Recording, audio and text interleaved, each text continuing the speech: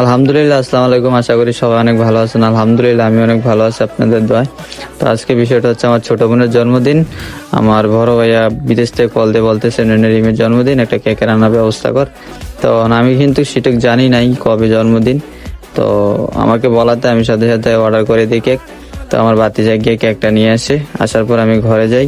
ঘরে যাওয়ার পর আমার দুইটা ভাতিজা আছে, ওরা দেখা গেছে কি নাচানাচি শুরু করছে কেক দেখা। তারপর আরেক দিয়ে এক ভাতিজা দেখা গেছে বাটি নিয়ে চলে আসে কখন কেক খাবে। তো আর কি, ভিডিওটা আমি আর লেট করবো না, কারণ হচ্ছে তারা দুনো বেজে শুরু করছে, কেকটা কাটতেই হবে। তারা চিল্লা পাল্লা কেমত লাগাই ফেলছে। তো এখন কেক কাটবে, কাটার পর দেখা গেছে আমার ছোট বোনই কেকটা কাটবে।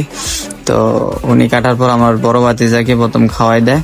আপনারা হয়তো দেখতে আছেন কি অবস্থা করছে, দেখেন অবস্থা খুবই খারাপ। তো আপনারা যা ভিডিওটা দেখছেন অবশ্যই লাইক কমেন্ট শেয়ার করবেন, এমনকি আমার পেজটাকে সবাই ফলো করে দিবেন, আমার ভিডিওর পাশে থাকবেন। আসসালামু আলাইকুম।